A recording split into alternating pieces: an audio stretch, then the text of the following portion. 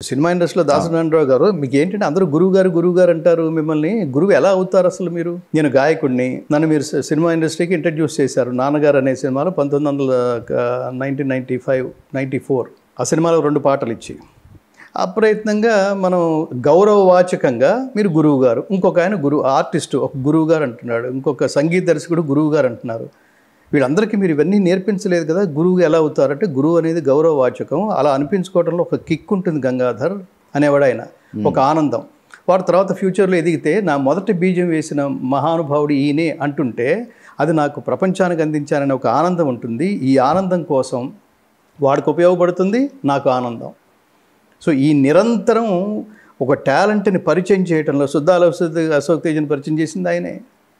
చాలామంది ఉన్నారు. నన్ను ప్లేబ్యాక్ సింగర్గా పరిచయం చేసింది ఆయనే. అట్లా మురళీమోహన్ గారిని కానీ, మోహన్ బాబు గారు కానీ, ఇట్లా